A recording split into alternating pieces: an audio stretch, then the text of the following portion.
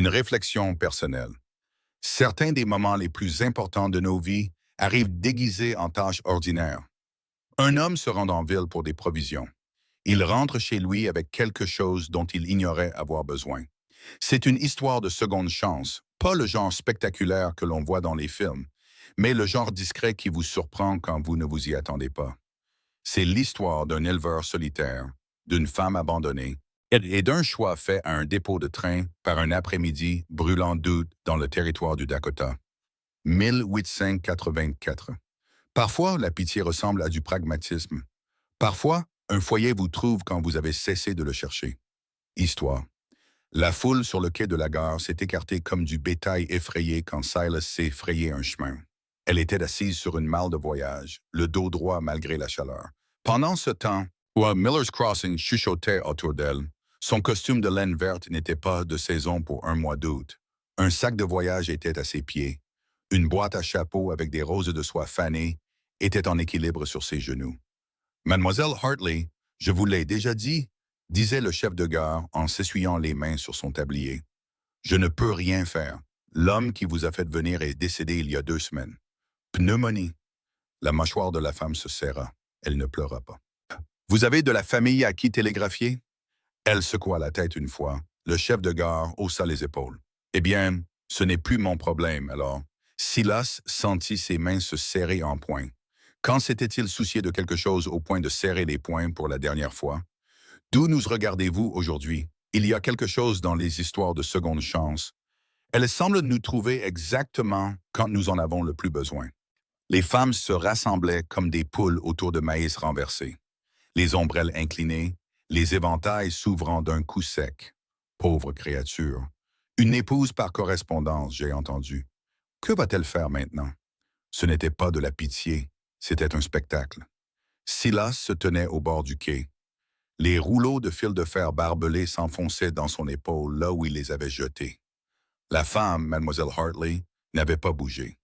Ses mains étaient jointes sur ses genoux, et son visage pâle, mais déterminé.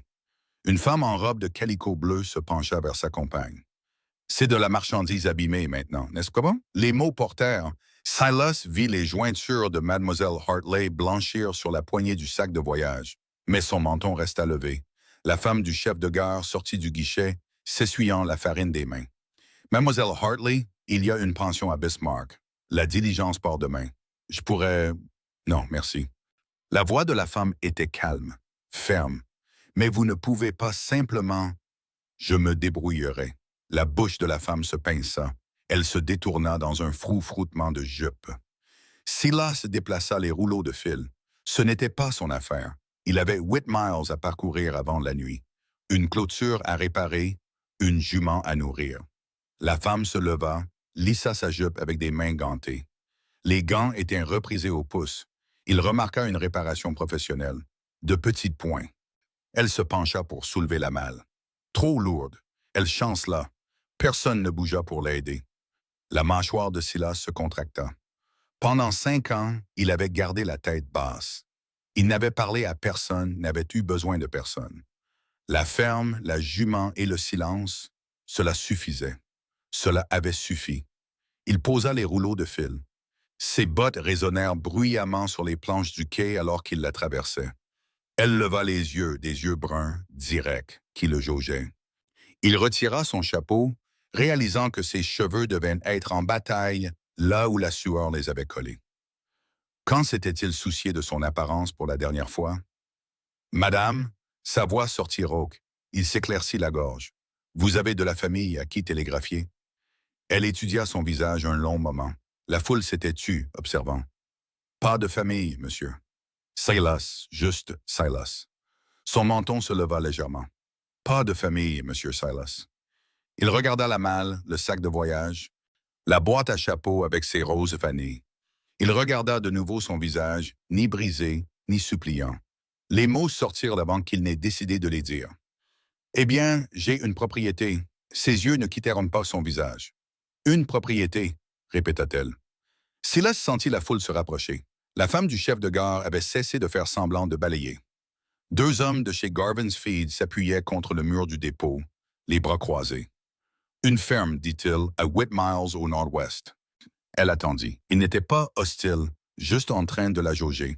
Il transféra son poids, le bord de son chapeau plié entre ses mains. J'aurais besoin de quelqu'un pour tenir la maison, cuisiner, raccommoder. Elle attendait toujours. La chaleur monta le long de son cou. En échange de... Il s'arrêta, recommença. Eh bien, il y aurait un toit, des repas, je suppose. Et personne ne viendra vous déranger là-bas. Des quartiers séparés. Sa voix était calme mais claire. Oui, madame. Le grenier est à vous. Je dors sur le... Il se reprit. Dehors la plupart du temps. Mes affaires sont mes affaires. Oui, là, madame. Elle jeta un coup d'œil à la foule, puis de nouveau à lui. Sa mâchoire travaillait comme si elle mâchait quelque chose. Le chef de gare s'éclaircit la gorge. Mademoiselle Hartley, vous êtes sûre de vouloir.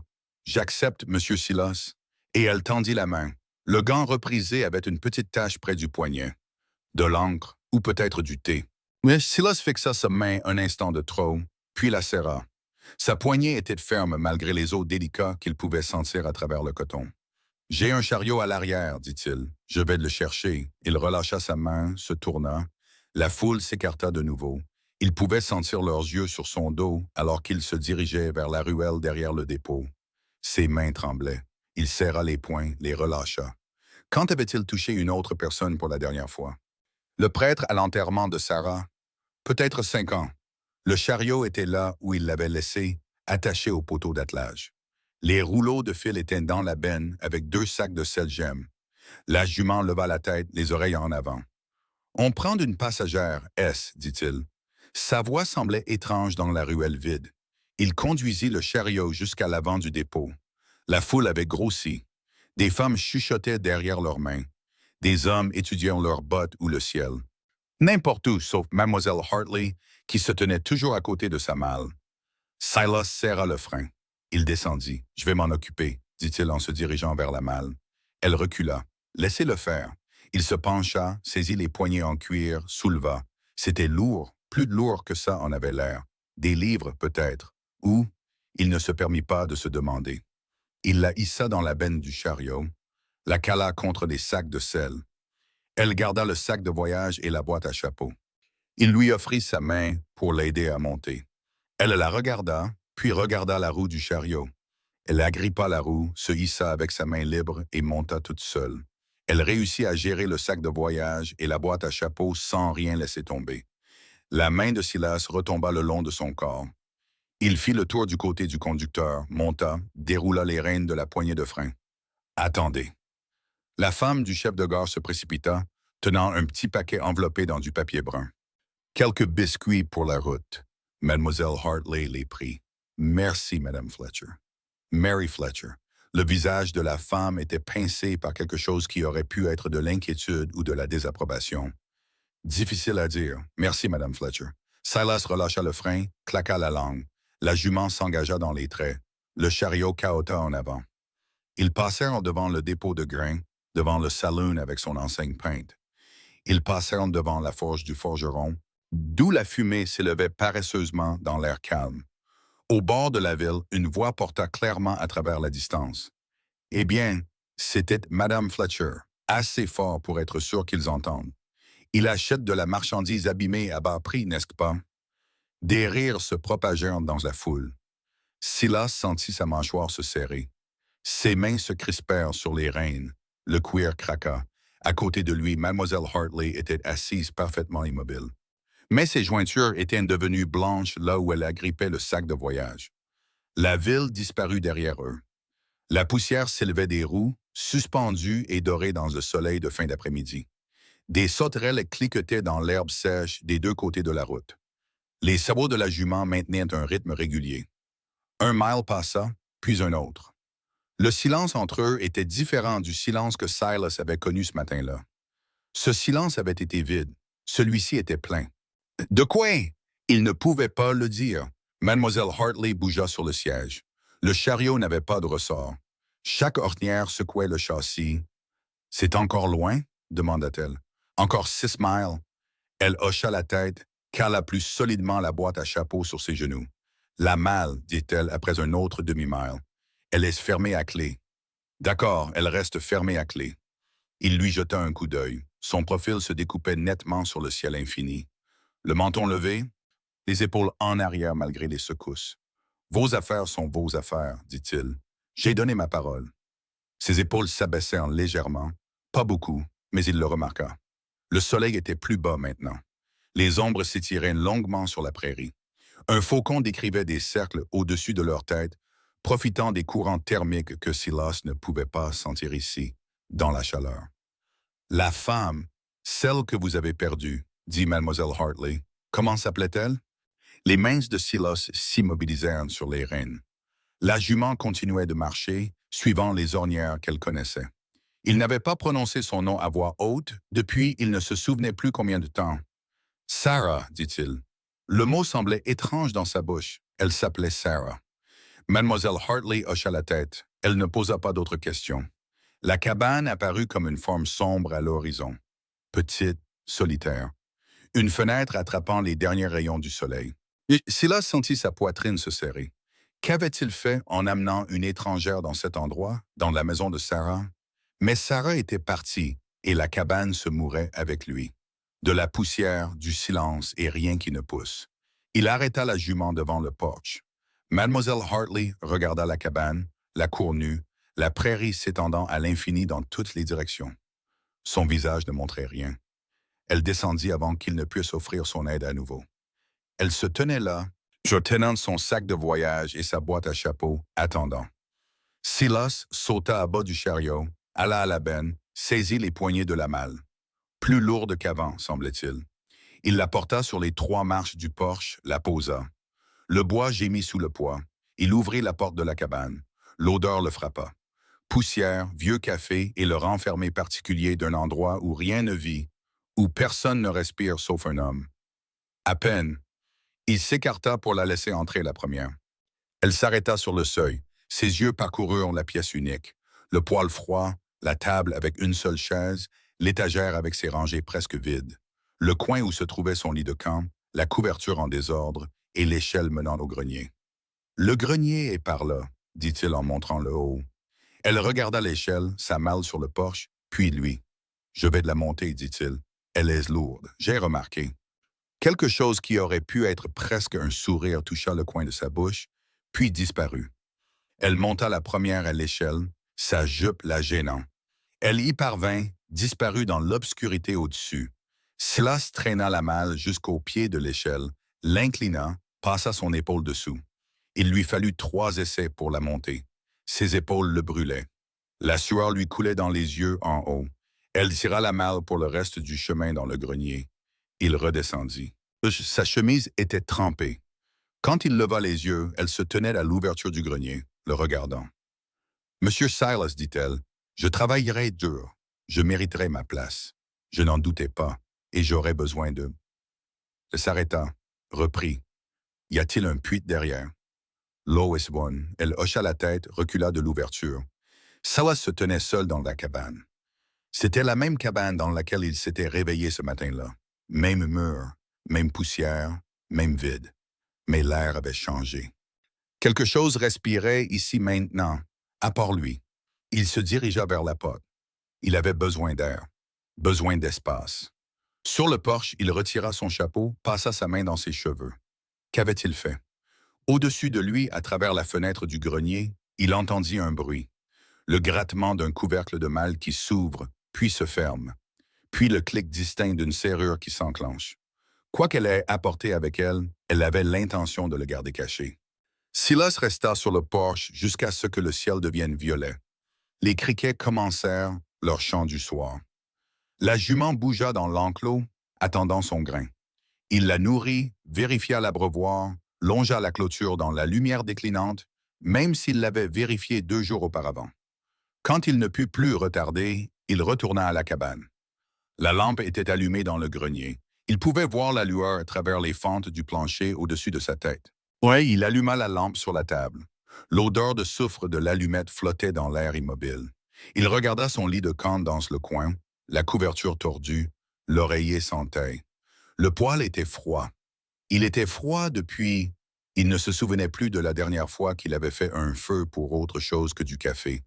Au-dessus de lui, des pas, légers, le bruit de quelque chose qu'on traînait sur le sol. Il prit sa couverture, retourna dehors. Le porche était de toute façon l'endroit où il dormait. Il y dormait depuis le début du printemps. Il ne supportait pas que les murs se referment sur lui. Il étendit la couverture sur les planches, s'allongea. Le bois était dur sous ses épaules.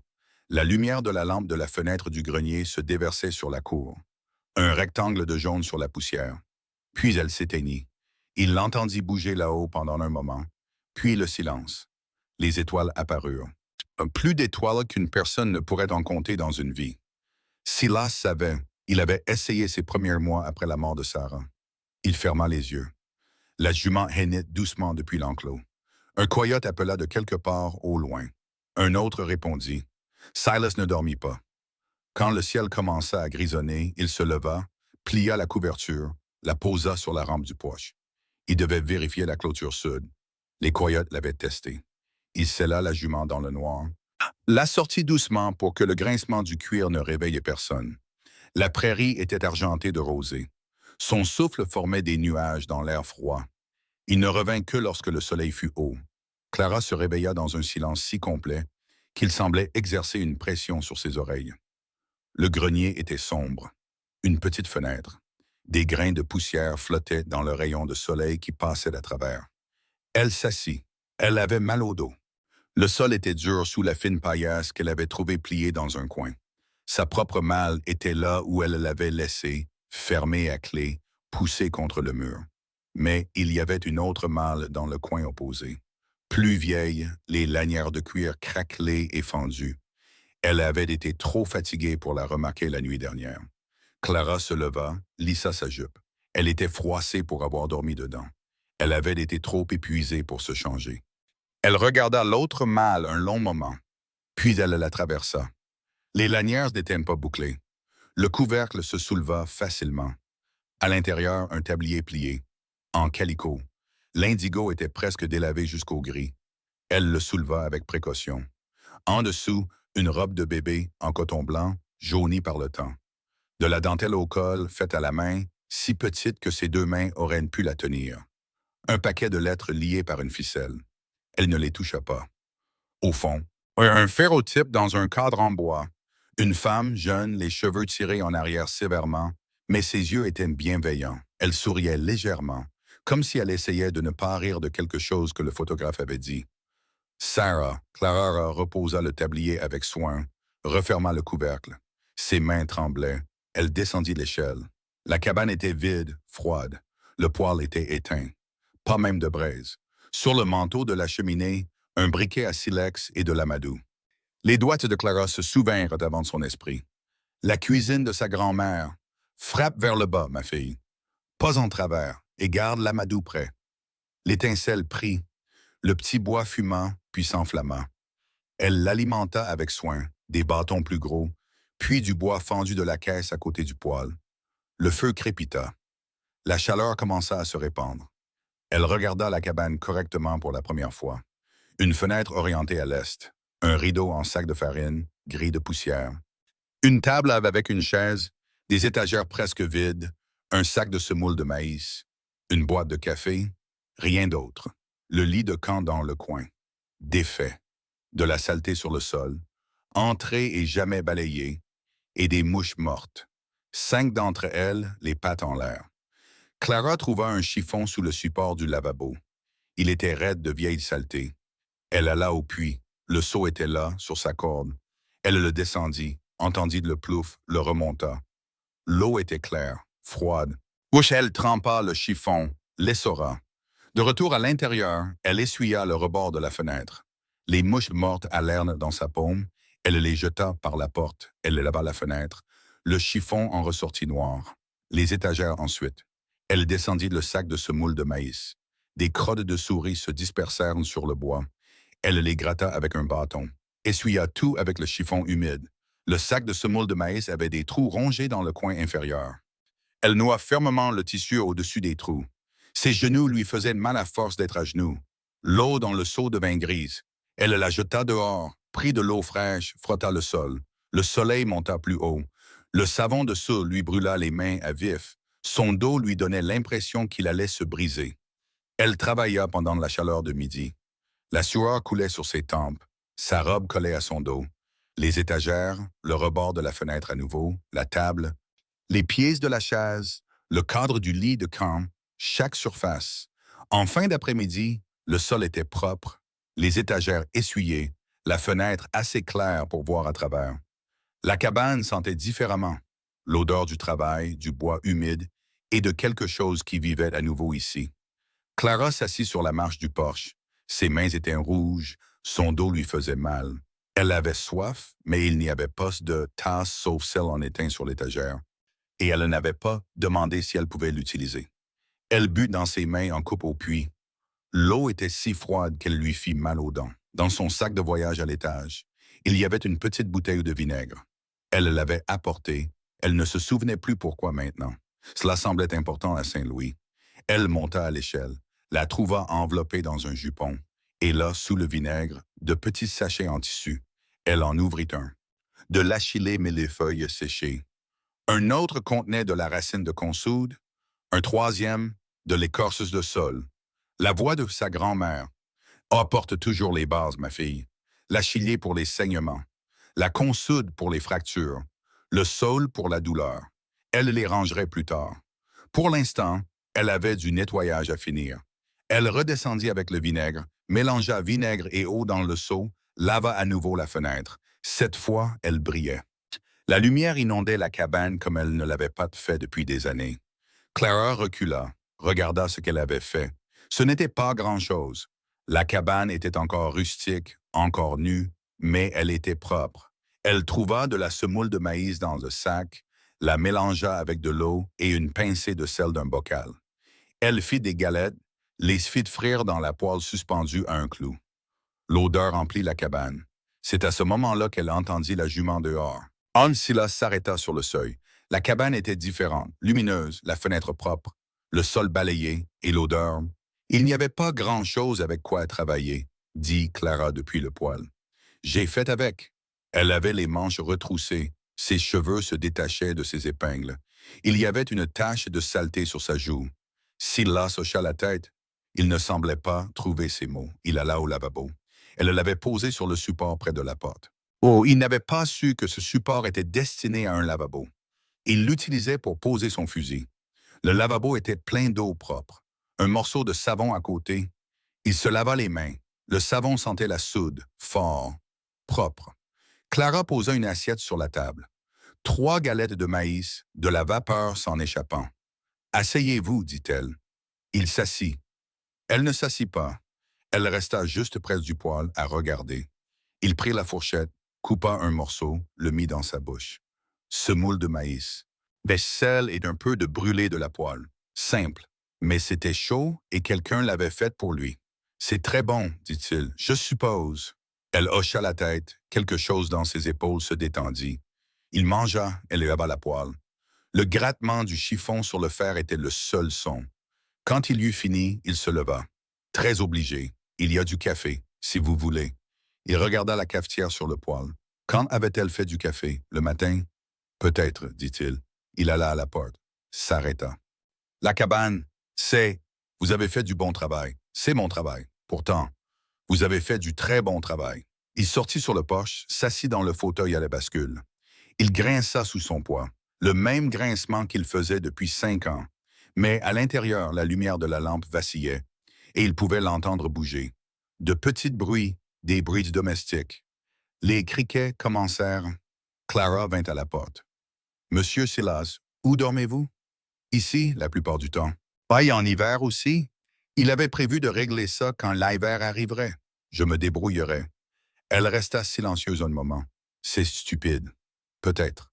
Alors, le grenier est assez grand pour 2 paillasses avec un rideau entre les deux. Ses mains s'immobilisèrent sur les bras du fauteuil. Ça me semble juste stupide, dit-elle à nouveau. Je l'ai sur un porche alors qu'il y a de la place à l'intérieur. J'y réfléchirai. Elle rentra. La porte resta ouverte. La lumière de la lampe se déversait dehors. Silas se balançait. Le fauteuil grinçait. À l'intérieur, Clara faisait quelque chose. Il pouvait entendre les sons doux, mais ne pouvait pas les identifier. Puis il réalisa qu'elle fredonnait. Doucement, à peine audible, un air qu'il ne connaissait pas. La cabane avait été silencieuse pendant 5 ans, juste sa respiration et le vent et rien d'autre. Maintenant, quelqu'un fredonnait. Sa gorge se serra. Il se leva, se dirigea vers l'enclos. La jument vint à la clôture. Il lui gratta entre les oreilles. « On s'est trouvé une gouvernante, M.S., dit-il doucement. La jument renifla. « Je sais. Je ne sais pas ce que je fais non plus. » Il resta à l'enclos jusqu'à ce que la lumière de la lampe dans la cabane s'éteigne.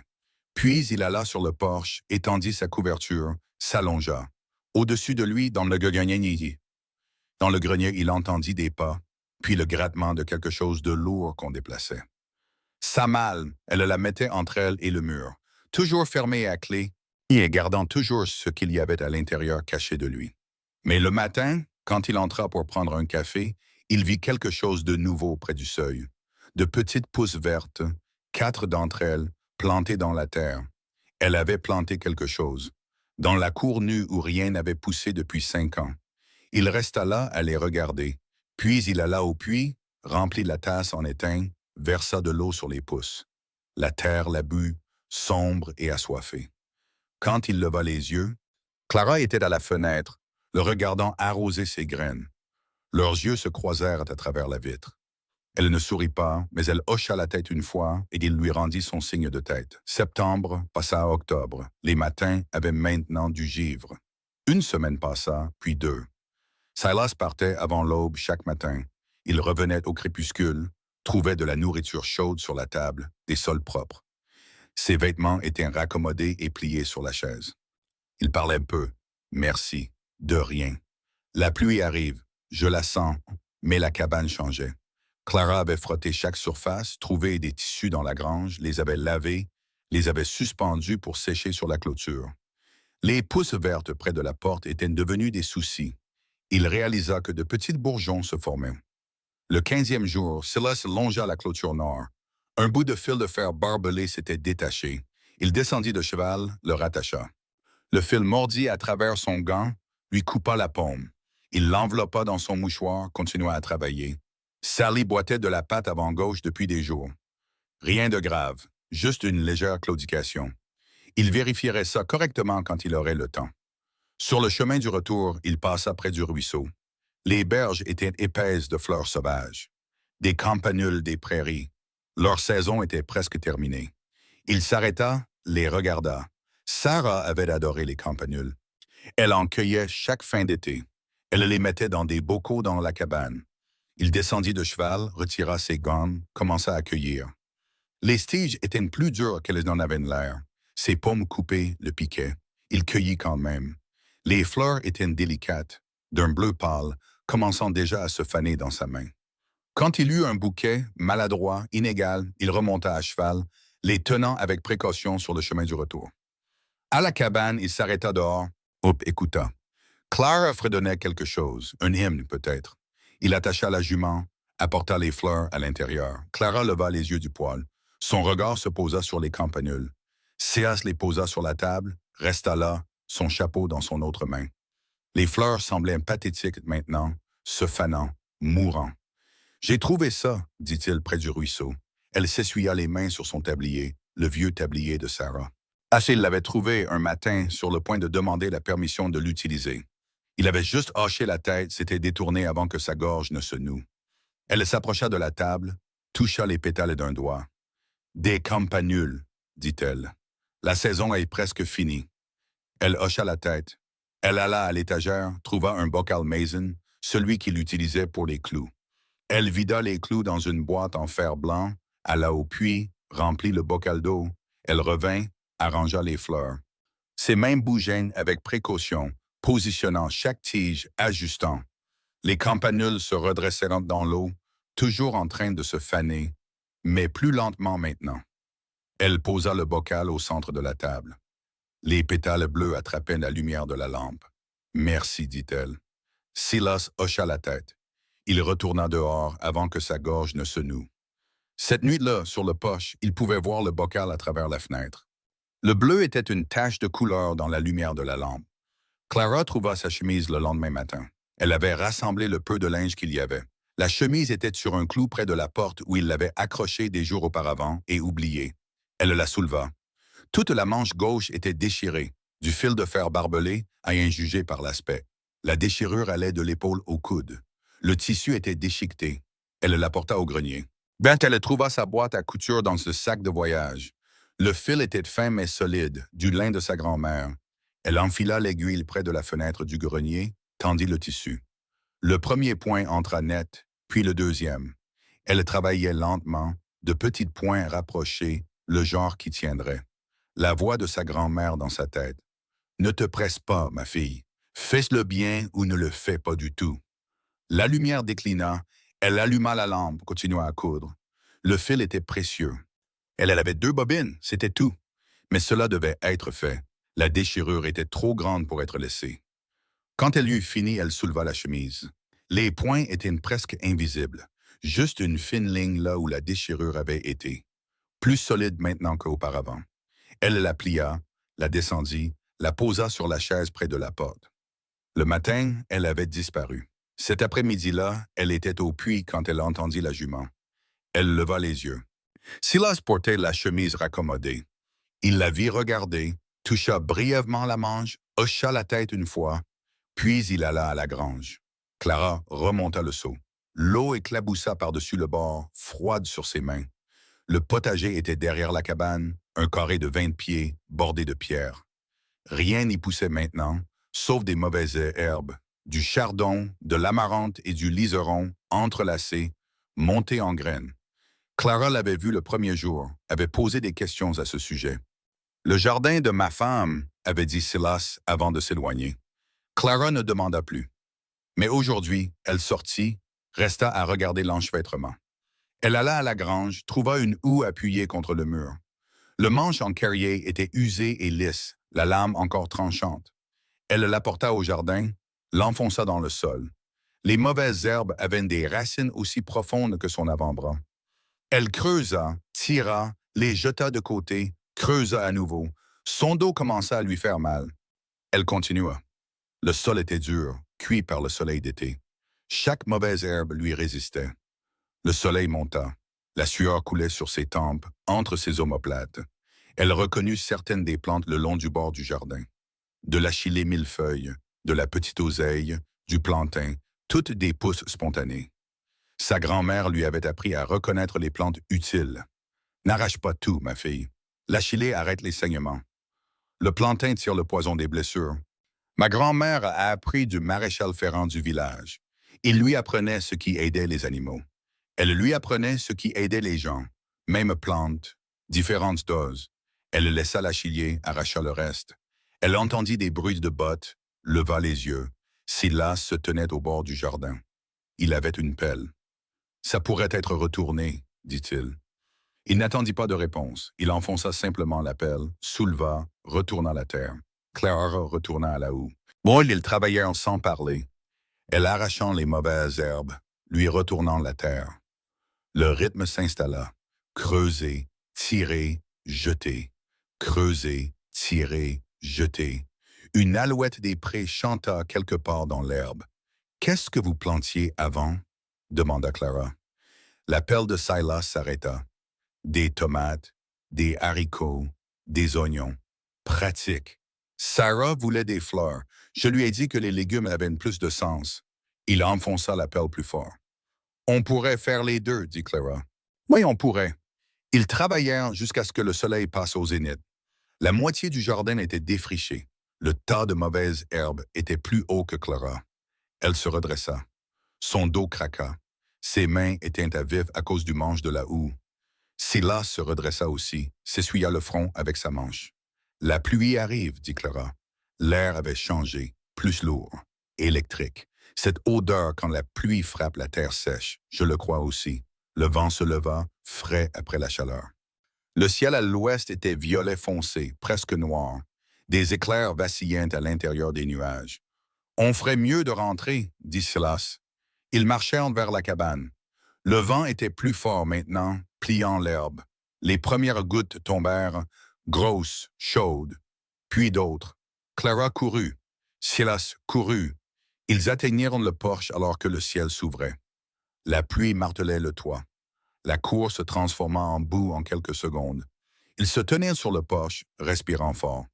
La robe de Clara était trempée. Ses cheveux s'étaient complètement détachés de ses épingles, pendant mouillés dans son dos. Elle regarda Silas. Il la regarda. Ses cheveux étaient plaqués sur sa tête. De l'eau gouttait de son nez. Clara se mit à rire. Elle ne pouvait pas s'en empêcher. L'absurdité de courir pour échapper à la pluie comme des enfants, pour être trempés de toute façon. L'expression sur son visage. Silas la fixa, puis sa bouche tressaillit une fois, deux fois. Il rit. C'était un rire rouillé, comme une porte qui ne s'était pas ouverte depuis des années, mais c'était un rire. Ils se tenaient sur le porche, riant, pendant que la pluie tombait d'averse et que les éclairs zébrènent le ciel. Quand le rire s'estompa, ils restèrent tous les deux silencieux. La pluie tambourinait. L'eau coulait du toit dans nappe. « Quand est-ce que vous avez fait ça pour la dernière fois? » demanda Clara. Le sourire de Silas s'effaça. « Je ne me souviens pas vraiment. » Elle hocha la tête. Oui, ils restèrent là, sans parler, juste debout, à regarder l'orage. La température avait chuté de 20 degrés. Clara frissonna. Sa robe mouillée lui collait à la peau. « Je devrais vous trouver des vêtements secs, » dit Silas. « Je vais bien, vous tremblez. »« Vous aussi. » Il baissa les yeux sur ses mains. Elles tremblaient. Il serra les poings, les relâcha. « Je vais chercher du bois pour le poêle, » dit-il. Il alla au tas de bois sous l'avancée du porche, apporta une brassée à l'intérieur. Clara le suivit. Il commença à essorer sa jupe. Silas attisa le feu. Les flammes prirent, se propagèrent. « Je vais juste... » Clara fit un geste vers l'échelle du grenier. D'accord, elle monta, enfila son autre robe, la brune. En laine, trop chaude pour octobre, mais sèche. Quand elle redescendit, Silas s'était changé aussi. Une chemise sèche, pas celle qui était raccommodée. Ses cheveux encore mouillés, mais repoussés de son visage. La cabane était chaude. La pluie continuait dehors, plus douce maintenant. Clara alla à la fenêtre, regarda le jardin. La terre retournée était sombre d'eau. Les mauvaises herbes qu'ils avaient arrachées étaient éparpillées partout, battues dans la boue. « Il faudra finir demain, dit-elle. Il faut s'en occuper avant que les mauvaises herbes ne reprennent racine. Je serai là. » Elle le regarda. « Vous n'avez pas de clôture à vérifier? » « La clôture peut attendre. » Quelque chose dans sa voix la fit se tourner complètement. Il se tenait près du poêle, la regardant. Son visage était différent, en quelque sorte, moins sur la défensive. « Clara, dit-il. » C'était la première fois qu'il utilisait son prénom. Son souffle se coupa. « Cette chemise que vous avez raccommodée et la cabane. » Et il s'arrêta, recommença. « Ce que je veux dire, c'est merci. Pour le travail, pour tout. C'est ce que nous avions convenu. Pourtant, vous avez fait plus que ce qui était convenu. » Elle hocha la tête, ne faisant pas confiance à sa voix. La pluie ralentit, s'arrêta. Le soleil perça à travers les nuages, bas maintenant, oblique. Tout dehors brillait, l'herbe, la boue, les planches mouillées du porche. « Je devrais commencer le souper, » dit Clara. « Laissez-moi aider. » Elle cligna des yeux. « Aider? Eh bien, je peux couper, si vous avez besoin de quelque chose de coupé. » D'accord, elle sortit la semoule de maïs, le dernier morceau de lard salé, un oignon des provisions. Silas coupa l'oignon. Sa technique au couteau était approximative, mais le travail fut fait. Ils travaillèrent côte à côte. Clara mélangeant le pain de maïs, Silas faisant frire le lard salé. Quand ce fut prêt, ils s'assirent, tous les deux cette fois, et mangèrent ensemble à la table avec les campanules entre eux. Les fleurs mouraient maintenant, les pétales brunissants sur les bords. Dehors, un coyote appela. Un autre répondit. La lampe vacilla. Clara tendit la main pour ajuster la mèche. Sa main effleura celle de Silas qui cherchait le sel.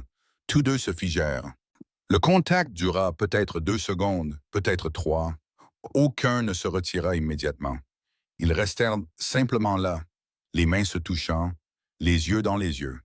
Puis Clara se retira, ajusta la mèche. La flamme se stabilisa. Silas s'éclaircit la gorge, se leva. « Je vais voir la jument. » Il sortit. La porte se referma. Clara resta seule à table.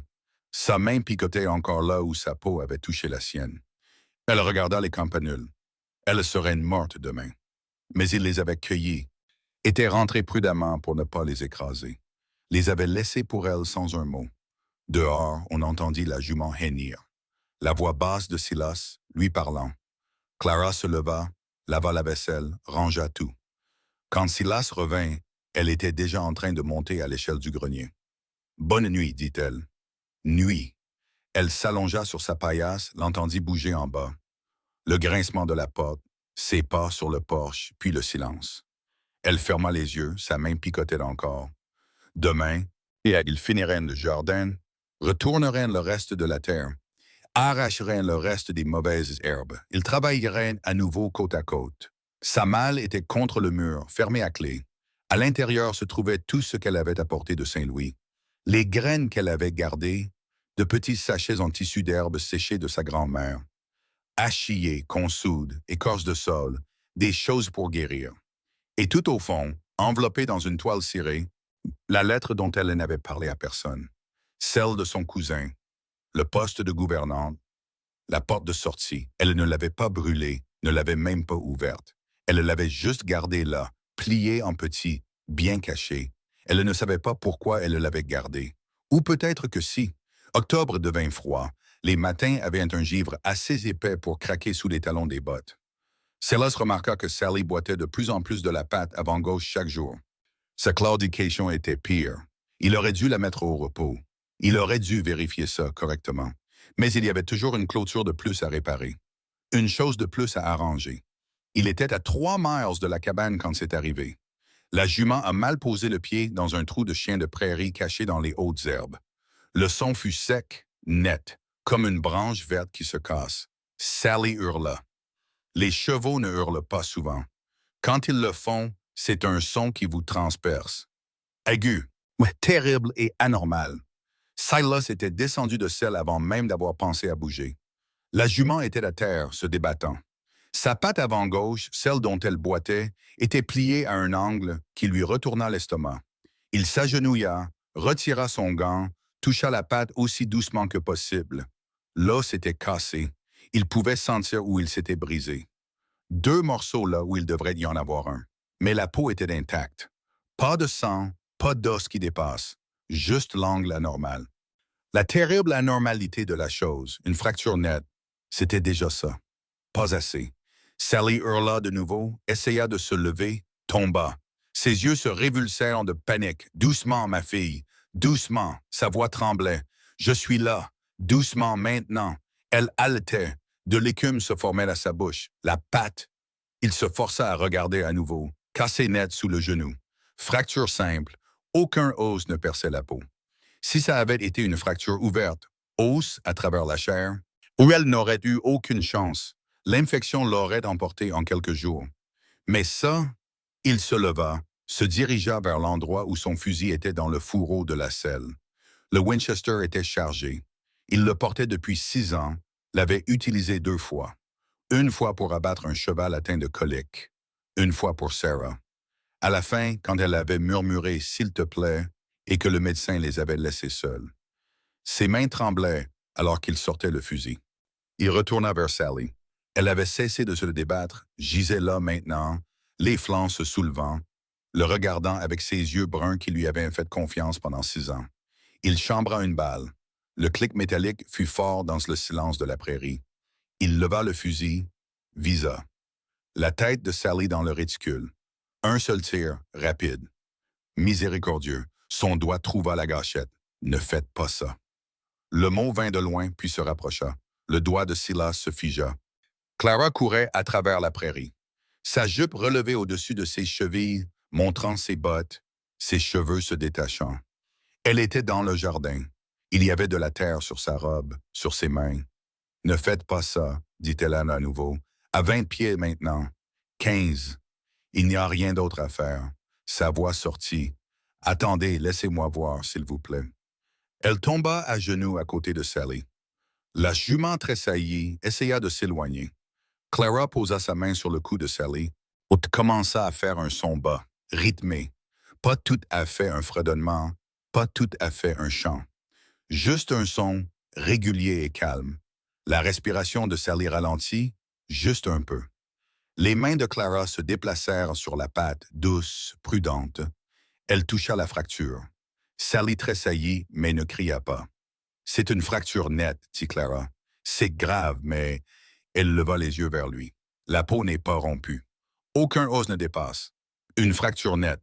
Si c'était une fracture ouverte, ça traverse la peau, elle n'aurait aucune chance. Ça, ça, je pourrais peut-être aider. Elle souffre. Elle n'a pas à souffrir. Le visage de Clara était rouge d'avoir couru. Il y avait de la sueur sur ses tempes malgré le froid. Ses yeux étaient fixés sur lui. Ma grand-mère, dit-elle, était une guérisseuse. Le maréchal ferrant du village, ils travaillaient parfois ensemble. Il lui apprenait ce qui aidait les animaux. Elle lui apprenait ce qui aidait les gens. Elle m'a appris ce qu'elle a appris des deux. J'ai déjà réduit des fractures sur des chiens, sur une chèvre une fois. Elle regarda Sally. Jamais sur un cheval, mais le principe est le même. Salas regarda Sally, Clara, le fusil dans ses mains. Le métal était froid, lourd. Final, combien de temps demanda-t-il. Ce soir, au moins, peut-être plus de longtemps. Je ne sais pas avec certitude, mais je peux l'essayer. La jument gémit, un son qu'il n'avait jamais entendu d'elle auparavant. De quoi avez-vous besoin, dit-il. Clara se leva. Ma malle est tout ce qu'il y a dedans. Du tissu propre pour bander, de l'eau, du bois pour des attelles, du peuplier si vous pouvez en trouver, vert et flexible, de la corde. Et elle regarda autour d'elle. Prenez sa tête sur vos genoux, maintenez-la immobile, parlez-lui. Elle courut vers la cabane. Silas posa le fusil, s'assit dans la terre froide, prit la tête de Sally sur ses genoux. Son souffle était chaud et rapide contre ses jambes. Tout va bien se passer, ma fille, dit-il. Le mensonge avait un goût amer, mais c'était un mensonge bienveillant. Clara va t'aider. Reste tranquille maintenant. Il passa sa main sur son cou. Son pelage était sombre de sueur malgré le froid. Clara revint, portant son sac de voyage et un paquet de tissus. Elle jeta tout par terre. Des sachets de mousseline s'éparpillèrent. Des plantes séchées. Des choses que Silas reconnaissait de la cabane. Un petit pot en céramique. Des fioles en verre. Tenez sa tête, dit Clara. Ça va lui faire un peu mal. Et elle prit une des fioles, retira le bouchon, versa du liquide sur un chiffon, le pressa contre les gencives de Sally. Teinture d'écorce de sol, dit-elle, pour la douleur. Ça ne l'enlèvera pas complètement, mais ça aidera un peu.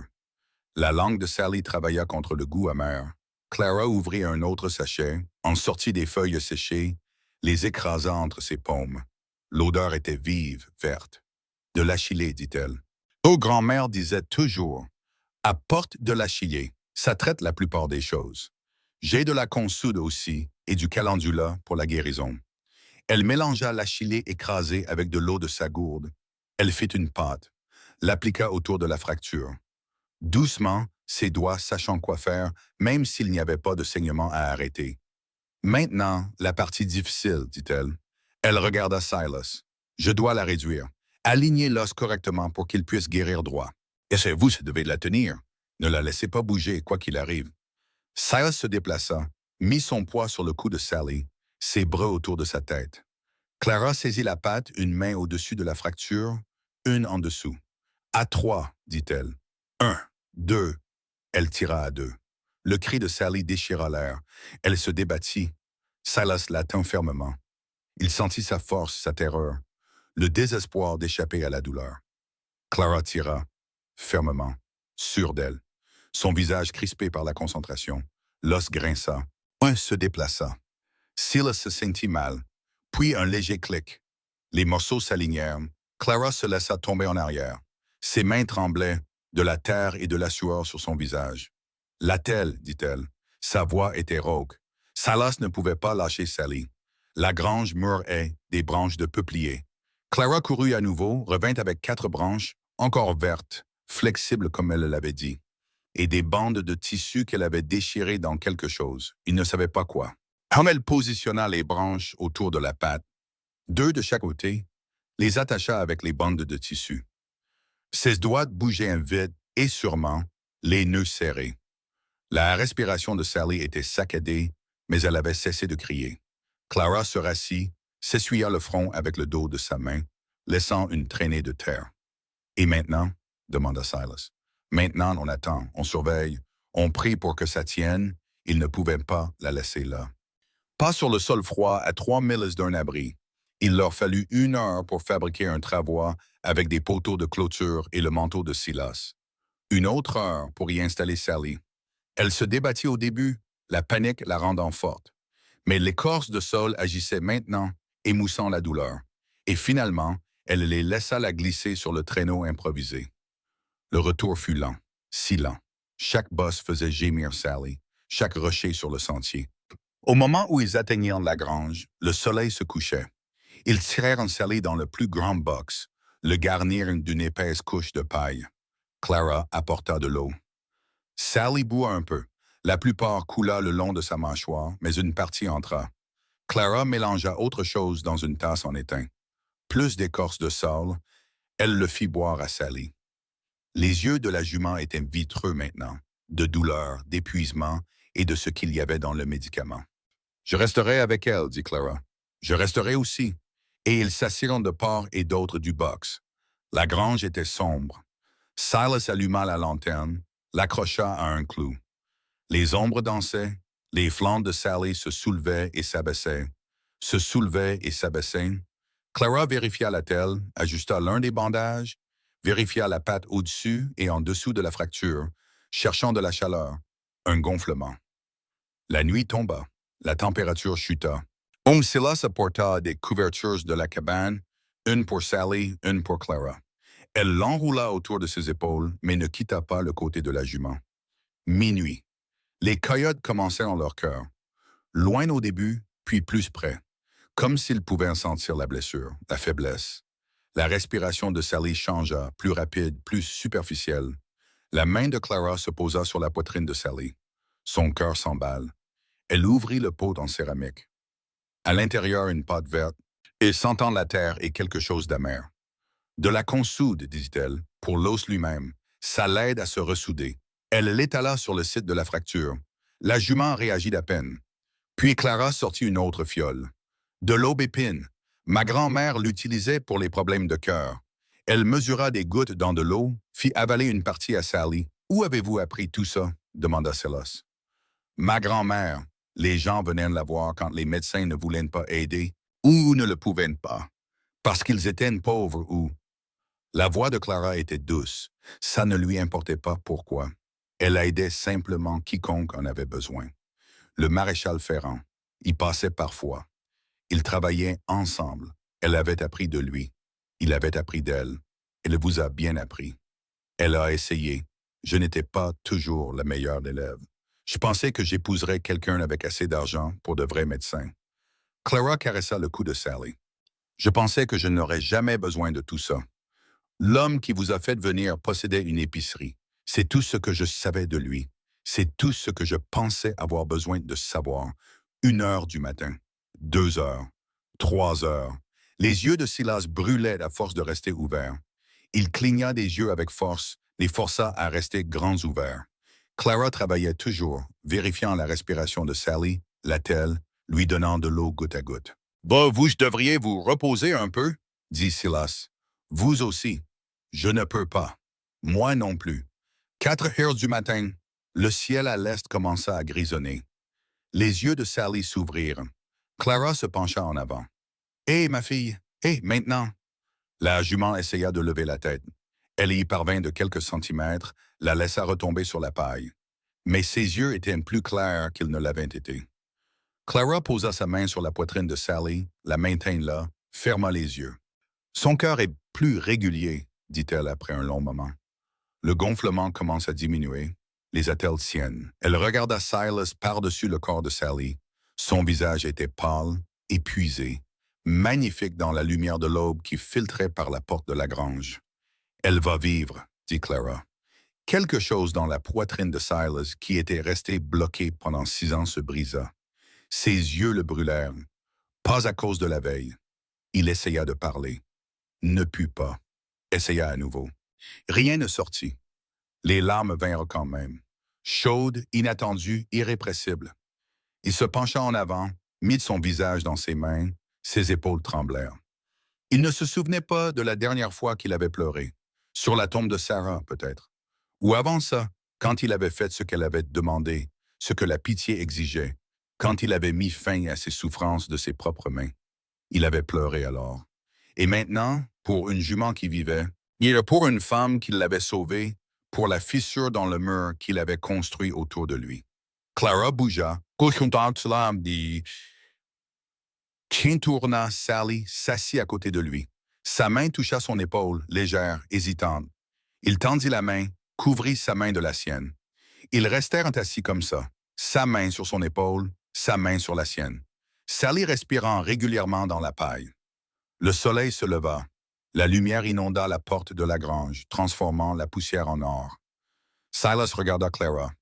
La regarda vraiment.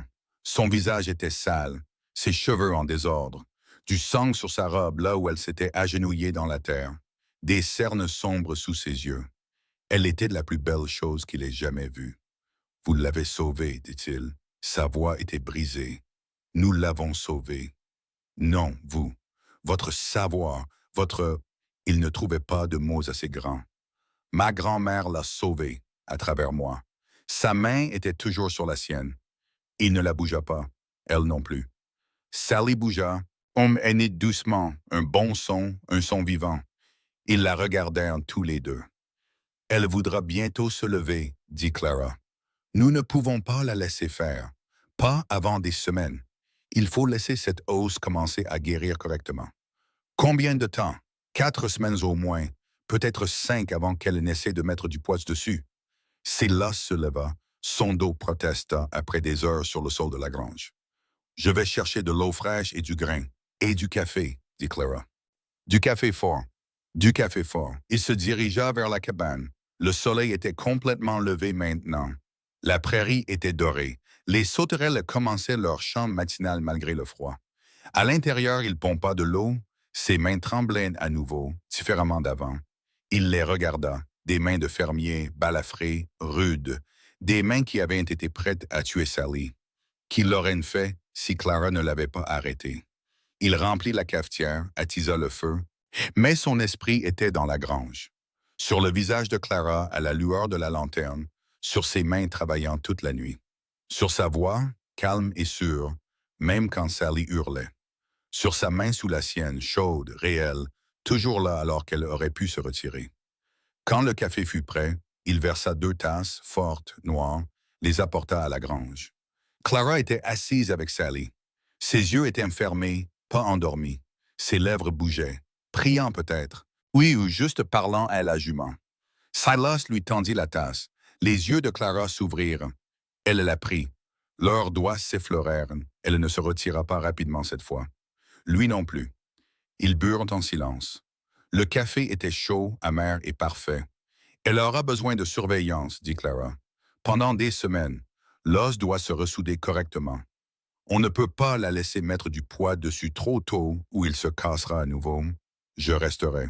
Moi aussi. Clara faillit sourire. Mais nous sommes toutes les deux têtues. Je suppose. La respiration de Sally était profonde maintenant, régulière. La crise était passée. La main de Silas reposait sur la paille. Paume vers le haut, la main de Clara bougea légèrement. Ses doigts touchèrent les siens. Pas accidentellement cette fois, délibérément. Et aucun ne se retira. Mais à l'extérieur de la grange, des bruits de sabots résonnèrent sur la route, se rapprochant. Ils levèrent tous les deux les yeux. Un cavalier approchait. Un facteur, à en juger par la sacoche en cuir. Silas se leva, se dirigea vers la porte de la grange. Le cavalier s'arrêta. « Bonjour, Silas. J'ai une lettre. » Il sortit une enveloppe de la sacoche. « Pour Mademoiselle Clara Hartley, c'est la femme qui reste avec vous. » L'estomac de Silas se noua. Il prit l'enveloppe. Du papier épais, de qualité, un seau de sirop d'eau. Adresse de l'expéditeur, Saint-Louis, une écriture de femme. « Très obligé, » dit Silas. Le cavalier toucha son chapeau, repartit. Silas resta là, tenant la lettre, la retournant dans ses mains. Clara apparut à la porte de la grange, vit l'enveloppe. Son visage se figea. La lettre resta sur la table pendant 3 jours. Clara ne l'ouvrit pas, n'en parla pas. Elle la laissa simplement là, entre les campagnols mourantes et le pot de sel, pendant qu'elle s'affairait autour, cuisinant, nettoyant, s'occupant de Sally. Silas ne demanda rien, mais il la voyait chaque fois qu'il entrait pour prendre un café.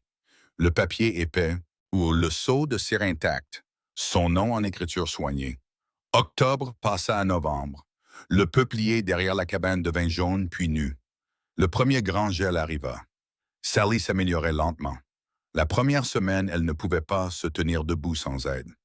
Clara resta dans la grange, dormant sur une paillasse dans la paille. Silas lui apportait ses repas, la trouvait parfois endormie, une main sur le cou de Sally. La deuxième semaine, Sally se tint debout seule, chancela, faillit tomber. Et Clara était là, la stabilisant. Ce son de fredonnement bas dans sa gorge. La troisième semaine, Sally pouvait marcher. 3 pas, puis 5, puis à travers la grange. Cher. L'attelle toujours en place, mais la patte supportant du poids.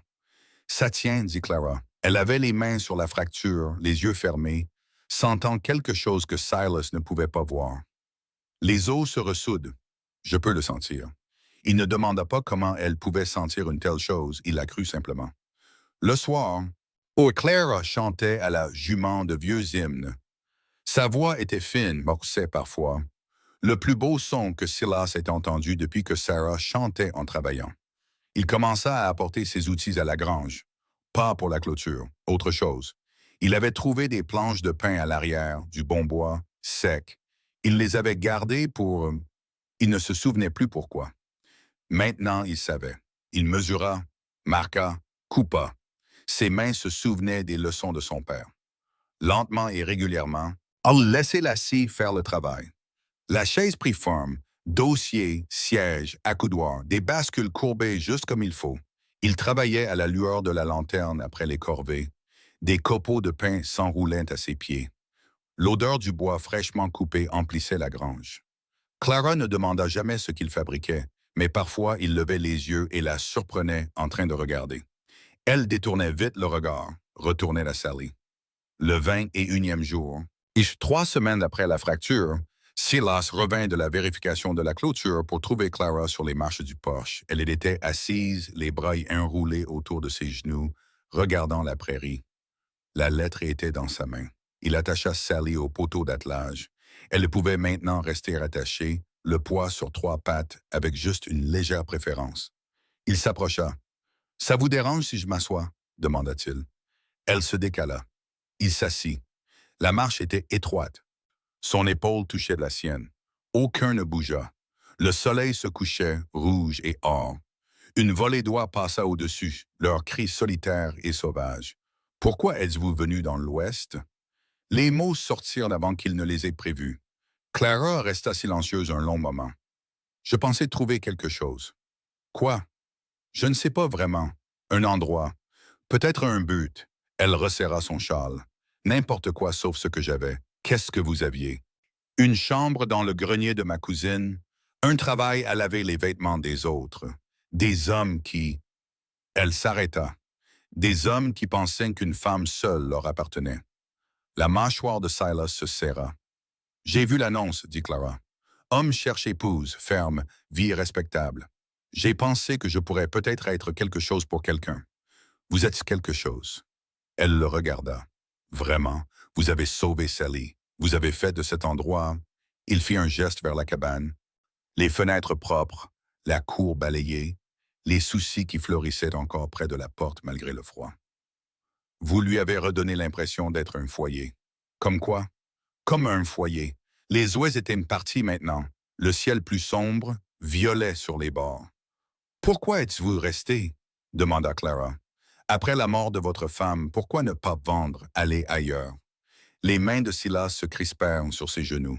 Je ne savais pas où aller d'autre.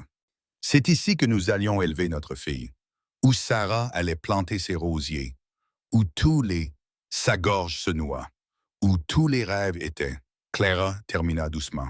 Oui, même après leur mort. Les rêves. Oui. La main de Clara bougea, couvrit la sienne. Sa paume était rugueuse par le travail. Chaude. Les rêves n'ont pas à rester morts, dit-elle. Silas regarda leurs mains, la sienne petite et brune, la sienne grande et balafrée. Il retourna sa main, entrelaça ses doigts avec les siens. Ils restèrent assis comme ça, se tenant la main, regardant la dernière lumière s'estomper. Les étoiles apparurent. Les criquets s'éteignent, il faisait trop froid maintenant. Mais les coyotes commençaient, leur voix montant et descendant à travers les miles. « Clara, dit-il, oui, je suis content que vous soyez venue ici. Content d'avoir été à ce dépôt. Juste content. Moi aussi. » Les étoiles tournaient au-dessus. Clara frissonna. La température chutait rapidement.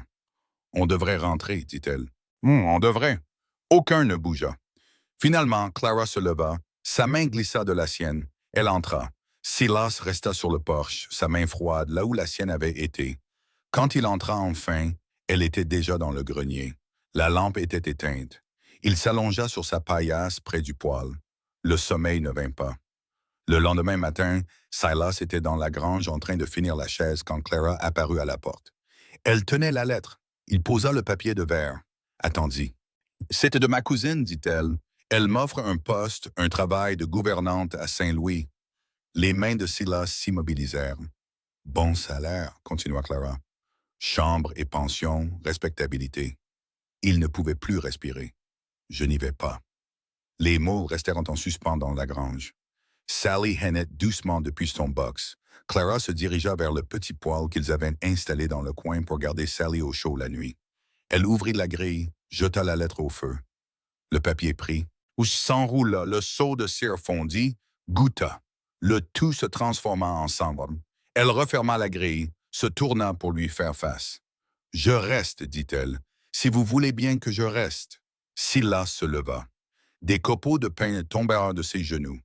Il s'approcha d'elle, s'arrêta à un pied de distance, assez près pour voir les paillettes dorées dans ses yeux bruns, assez près pour sentir le savon de soude qu'elle utilisait, la fumée de bois dans ses cheveux. « Clara, dit-il, je dois te dire quelque chose. Avant toute autre chose. » Elle attendit. Sarah est morte il y a 5 ans, en novembre. Elle et le bébé, toutes les deux. Une fille. L'accouchement s'est mal passé. Sa voix se brisa. Il força les mots à sortir. Le médecin a dit qu'il ne pouvait rien faire. Elle a souffert pendant 3 jours. Finalement, elle m'a demandé de ne plus la laisser souffrir. Les yeux de Clara s'emplirent de larmes, mais elle ne détourna pas le regard. Le médecin est parti.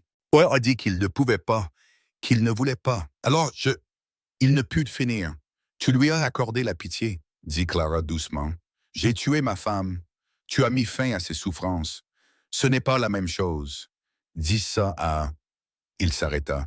Dis ça à l'homme que je vois dans le miroir chaque matin. Silas, elle lui prit la main. Tu l'aimais. Tu lui as donné ce qu'elle demandait.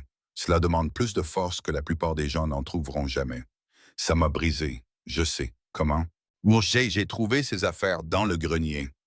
La malle, le tablier, la robe de bébé. Je savais. Elle lui serra la main. Tu as cessé de vivre. Tu as juste continué à faire les gestes. Jusqu'à toi. Clara retira sa main, enroula ses 2 bras autour d'elle-même. L'homme qui m'a fait venir, dit-elle, je ne l'ai jamais rencontré. Je n'ai même jamais vu de portrait. J'ai juste répondu à une annonce dans un journal. Elle prit d'une inspiration. Je n'avais rien à Saint-Louis. Juste cette chambre mansardée, le travail de blanchisseuse et des hommes qui disaient des choses, faisaient des choses. Je pensais que le mariage me rendrait réel. La femme de quelqu'un au lieu de... Elle s'arrêta. Au lieu d'être invisible. Silas termina. Oui, mais je fuyais la pauvreté, le fait d'être personne, d'être rien. Tu n'es pas rien. Je le sais maintenant. Ici avec toi. Elle le regarda. Cet endroit me rend réel. Pas parce que je suis à toi. Parce que je choisis d'être ici. Parce que le travail a de l'importance. Parce que tu me vois. Je te vois, je sais. La grange était silencieuse. Juste la respiration de Sally et le crépitement du feu. Silas se dirigea vers le coin où il avait caché quelque chose dans le foin. Il en sortit une petite boîte en bois. Revint vers Clara, l'ouvrit. À l'intérieur se trouvait une bague, un anneau en or, simple, usé par des années de porc. Le souffle de Clara se coupa. C'était celle de Sarah, dit Silas, hier soir. Je suis allé là où elle est enterrée, derrière le peuplier. Je lui ai demandé si ça la dérangerait, si elle serait en colère, si je... Qu'est-ce qu'elle a dit? Elle a dit qu'elle voudrait que je sois heureux. Elle a dit de ne pas gâcher les années qu'il me reste. Elle a dit... Sa voix se brisa. Elle a dit de bien t'aimer, comme je l'ai aimé. Des larmes coulaient sur le visage de Clara. « Le veux-tu? » demanda-t-il en tendant la bague. « Veux-tu m'épouser? Un vrai mariage. Pas un arrangement. Ah, pas un marché. Juste nous. » Clara essuya ses yeux avec le dos de sa main. « Oui, j'ai déjà dit oui quand j'ai brûlé cette lettre. Je sais, mais je voulais demander correctement. » Avec la bague, elle tendit sa main gauche. Elle tremblait.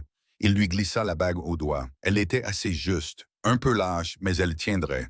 Ils la regardèrent tous les deux. « On dirait qu'elle nous donne sa bénédiction, » murmura Clara. « Peut-être qu'elle le fait. » Clara se blottit dans ses bras. Il la serra. Ils restèrent dans la grange alors que la lumière du matin inondait la porte et que Sally les regardait depuis son box. « Quand? » demanda Clara contre sa poitrine. « Quand quoi? Quand devrions-nous aller voir le prêtre? Rendre ça officiel? » Les bras de Silas se resserrèrent autour d'elle. « Dès que Sally pourra faire le trajet. Une semaine, peut-être deux. Décembre arrive vite. Nous devrions en parler d'abord. De ce que nous allons dire aux gens. Qu'y a-t-il à dire? Nous allons nous marier. » Elle se recula, le regarda. « Silas, ils vont parler, tu le sais. Madame Fletcher et tous les autres. Laisse-les parler. Ça ne te dérange pas ce qu'ils diront? » Sa mâchoire se serra. « La seule chose qui me dérange, c'est d'attendre une autre semaine pour faire de toi ma femme. » Elle faillit sourire, puis son visage changea. Sérieux à nouveau. « Il y a autre chose que je dois te dire, à propos de la malle, de ce qu'il y a à l'intérieur. Tes affaires sont tes affaires, tu n'es pas obligé. Je veux le faire. » Elle recula, enroula à nouveau ses bras autour d'elle-même. « Ce sont des herbes, des médicaments, des choses que ma grand-mère m'a apprises, et des graines à planter. » Et elle s'arrêta. « Et une autre lettre de ma cousine, une différente d'il y a des mois, la vraie première. Je t'ai dit que je l'avais brûlée. J'ai menti. Je l'ai gardée tout ce temps. » Silas resta silencieux. « Je l'ai gardée parce que j'avais peur, » dit Clara. « Peur que ce ne soit pas réel. Peur que tu changes d'avis. Peur d'avoir besoin d'une porte de sortie. Et maintenant, je l'ai brûlée pour de vrai, cette voix. La nouvelle. Parce que je n'ai pas besoin d'une porte de sortie. J'ai besoin d'un chemin vers l'avant. Avec toi. » Silas tendit la main vers elle, la serra à nouveau contre lui. « Alors c'est ce que nous ferons. Avancer ensemble. » Ils restèrent comme ça, se tenant l'un l'autre. La grange chaude autour d'eux, Sally bougea dans son box, la telle heurta le bois. « Combien de temps avant qu'elle ne soit complètement guérie? » demanda Silas. « Encore une semaine au moins, peut-être deux de plus après ça. L'os se ressoude bien, mais il a besoin de temps. On ne peut pas le presser. Donc d'ici début décembre, d'ici Noël peut-être. Si nous sommes prudents, alors nous attendrons la mi-décembre pour aller en ville. Donner à Sally le temps de guérir. Nous donner le temps de... » Il s'arrêta. « D'être prêt pour tout ce qu'ils vont dire. » Clara hocha la tête contre sa poitrine. Mais quand ils se séparèrent enfin, quand Clara retourna vérifier la patte de Sally et que Silas alla finir le fauteuil à bascule, aucun d'eux ne parla du nœud dans leur estomac, de la pensée qui ne les quittait pas. D'entrer dans Miller's Crossing en tant que mari et femme, de faire face à Madame Fletcher, de leur faire face à tous, de se tenir dans cette église et de prononcer leurs vœux pendant que la ville chuchotait. Ou de ce que cela leur coûterait à tous les deux. La 4e semaine arriva. Sally fit ses premiers pas sans l'attelle.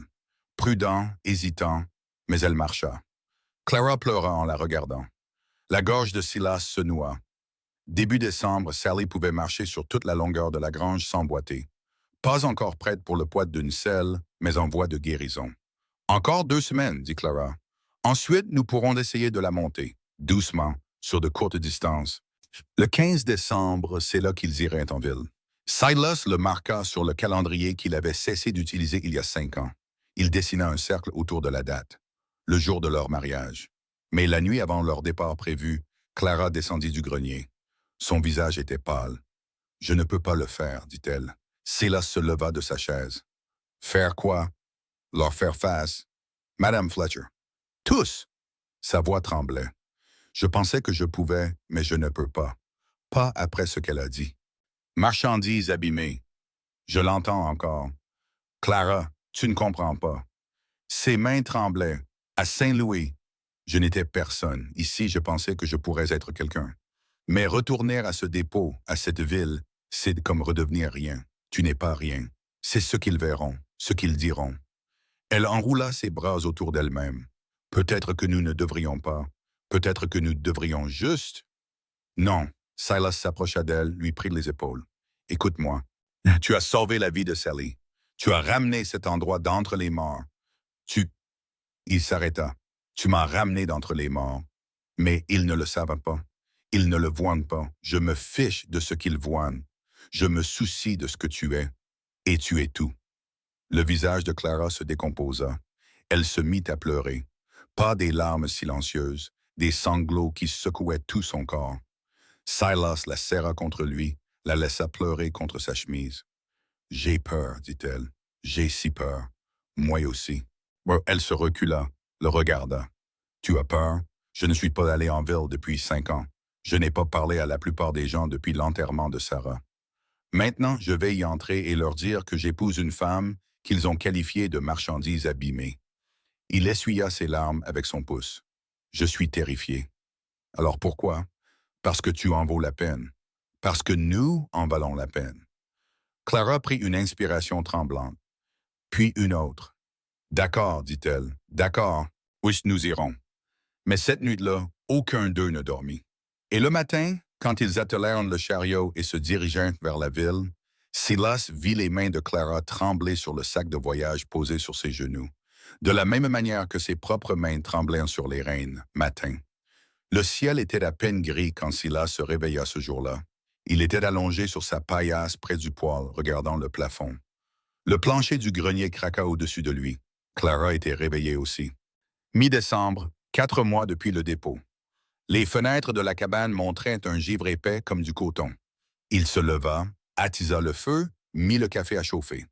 Clara descendit l'échelle portant son costume de laine verte, le même que celui du dépôt. Mais elle l'avait retouché, resserré à la taille, raccommodé les poignets. Il lui allait maintenant.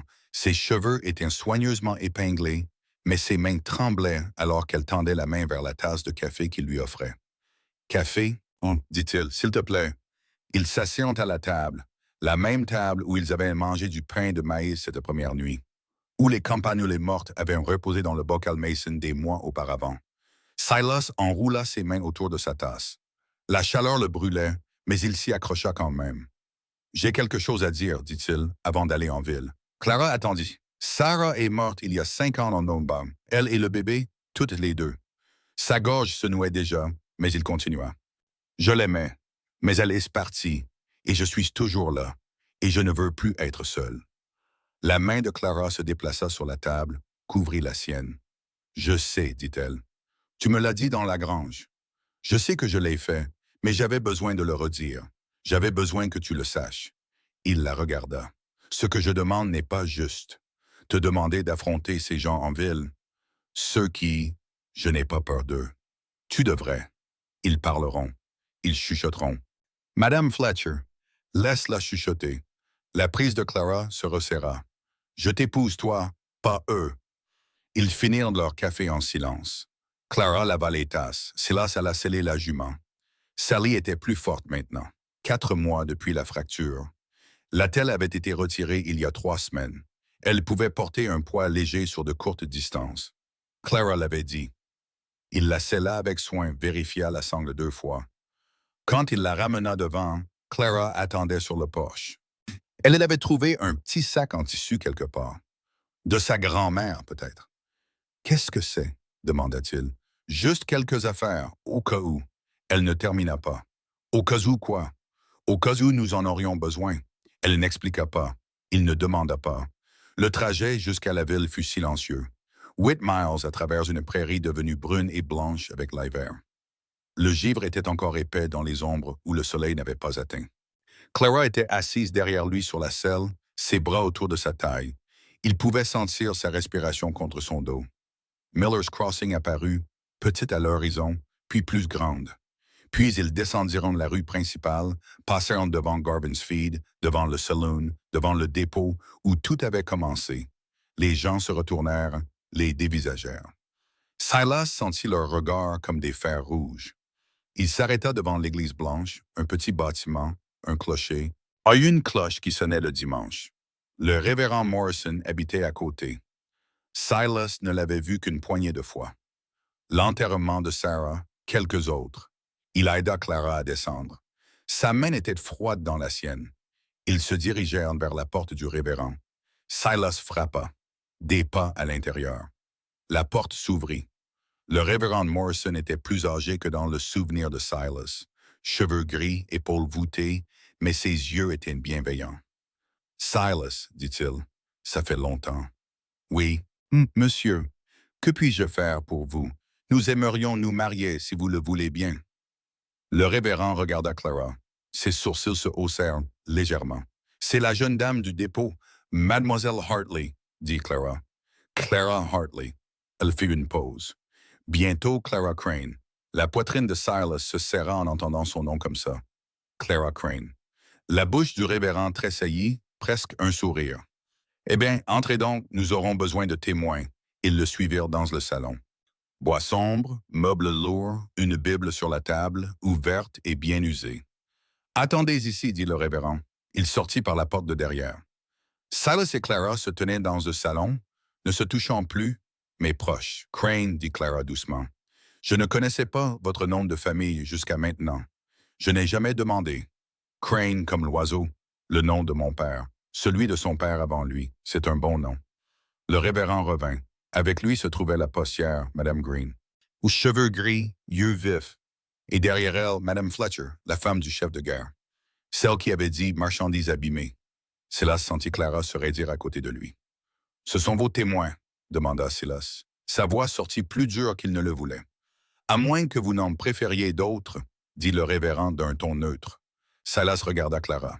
Son menton était levé, sa mâchoire serrée. « Ceux-ci conviennent, dit-elle. » Le révérend les plaça devant le manteau de la cheminée et couvrit sa Bible et une page marquée. « Mes bien-aimés, commença-t-il. » Silas entendit les mots mais ne les écouta pas. Il était concentré sur Clara, son profil contre la lumière de la fenêtre, la bague de Sarah à son doigt, la façon dont elle se tenait droite, forte et sans honte. « Silas Crane, consentez-vous à prendre cette femme pour votre légitime épouse? »« Je le veux. » Le révérend cligna des yeux. « Je n'ai pas encore fini la question. Pas besoin d'entendre le reste. Je le veux. » Les lèvres du révérend tressaillirent à nouveau. Il se tourna vers Clara. « Clara Hartley, consentez-vous à prendre cet homme pour votre légitime époux, pour l'avoir et le garder à partir de ce jour? »« Je le veux. » Le révérend ferma la Bible. « Alors, par l'autorité qui m'est conférée par le territoire du Dakota et aux yeux de Dieu, je vous déclare mari et femme. » Il regarda Silas. « Vous pouvez embrasser votre épouse. » Silas se tourna vers Clara. Ses yeux étaient brillants, humides au coin. Il pencha la tête, l'embrassa. C'était plus long cette fois que dans la grange, plus profond. Une promesse faite devant des témoins et Dieu. Quand ils se séparèrent, Madame Green souriait. Le révérend aussi. Madame Fletcher ne souriait pas. Son visage était rouge, ses mains serrées et blanches sur ses côtés. « Eh bien, dit-elle, sa voix était forte dans le petit salon. Je suppose que des félicitations s'imposent, bien que je ne puisse pas dire que je comprenne la hâte. À moins qu'il n'y ait une raison pour... »« Mary, dit le révérend doucement. Un avertissement. Je dis juste ce que tout le monde pense, continua Madame Fletcher. Accueillir une étrangère, une femme sans famille, sans référence. Comment savez-vous qu'elle n'est pas juste? » Madame Fletcher. La voix de Clara la coupa. Claire, froide comme l'eau d'un ruisseau en décembre. Je comprends votre inquiétude. Vraiment. Vous ne me connaissez pas, vous ne me faites pas confiance, c'est juste. La bouche de Madame Fletcher s'ouvrit, se referma. Mais je ne vais nulle part, dit Clara. Je suis la femme de M. Crane maintenant. C'est le début et la fin de l'histoire. Ce que vous pensez, ce que n'importe qui dans cette ville pense, ce sont vos affaires, pas les miennes. Silence. Puis Madame Green se mit à applaudir, lentement, délibérément. Bien dit, Madame Crane, dit-elle. Très bien dit, en effet. Le révérend hocha la tête et menaça. Le visage de Madame Fletcher devint plus rouge. Elle se tourna, se dirigea vers la porte. Ses jupes bruissèrent sèchement. La porte claqua derrière elle. Les épaules de Clara tombèrent. Elle vacilla légèrement. Silas lui attrapa le coude. « Ça va? »« Oui, juste. »« Oui. » Le révérend sortit des papiers. « Un certificat de mariage. J'ai besoin que vous signiez tous les deux. Pour le registre. » Ils signèrent. L'écriture de Clara était soignée, éduquée. Celle de Silas était plus rude, mais lisible. Le révérend tamponna l'encre, roula le papier, le tendit à Silas. Félicitations, vraiment. Merci, révérend. Madame Green serra Clara dans ses bras. Bienvenue à Miller's Crossing, ma chère. Correctement cette fois. Merci, Madame Green. Ils sortirent au soleil. Clara prit le bras de Silas. Sa main tremblait contre sa manche. Tu as bien fait de là-dedans, dit-il. J'avais peur. Ça ne se voyait pas. Je n'ai jamais tenu tête à personne comme ça avant. Jamais. Tu as très bien fait. Ils montèrent sur Sally. La jument bougea sous le poids supplémentaire, mais resta stable. Silas la tourna vers la maison. Ils passèrent devant le dépôt où Clara avait été abandonnée, devant Garvin's où le commis avait répandu des rumeurs, devant tous les endroits qui avaient chuchoté sur elle. Quand ils furent à 1 mile, Clara se mit à rire. Silas se retourna vers elle. « Qu'est-ce qui est drôle? » Je lui ai dit. J'ai dit à Madame Fletcher. Son rire était vif, haletant. « Tu m'as entendu? » Je t'ai entendu. Je n'ai jamais rien fait de tel avant. Jamais. C'était quelque chose à voir. Elle rit de nouveau. Le son porta à travers la prairie. Silas se surprit à sourire, puis à rire aussi. Ils rentrèrent en brillant. L'herbe de la prairie ondulait, brune et blanche, sous le soleil de l'après-midi. Le ciel était bleu et infini. Quand la cabane apparut, Silas arrêta Sally, mais il ne descendit pas.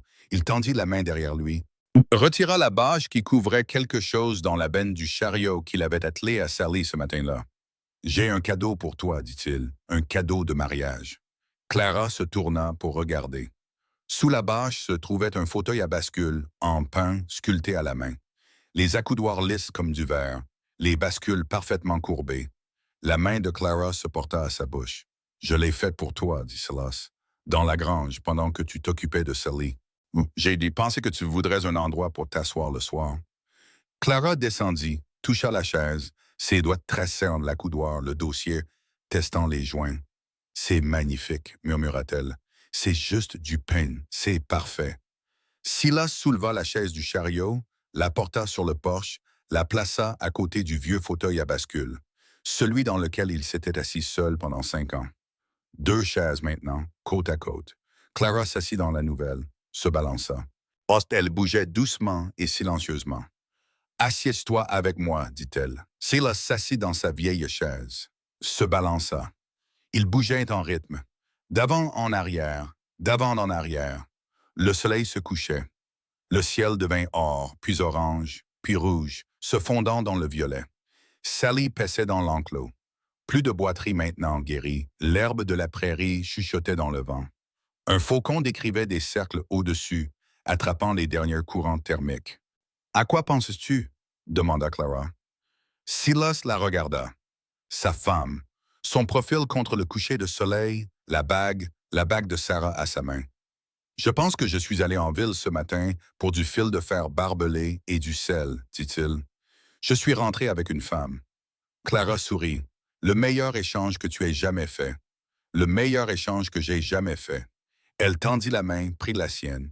Ils se balancèrent. Les chaises grinçaient en rythme. Le même rythme. Comme s'ils faisaient ça depuis des années, au lieu de quelques minutes. Le soleil disparut sous l'horizon. Les étoiles apparurent une par une, puis des dizaines, puis des centaines. Les coyotes commencèrent leur chant du soir. Loin au début, puis plus près. « Il fait froid, dit Clara. On devrait rentrer. On devrait. » Aucun ne bougea. Le vent se leva. Clara frissonna. « Allez, viens, dit Silas. » Il se leva, la releva. Ils entrèrent ensemble.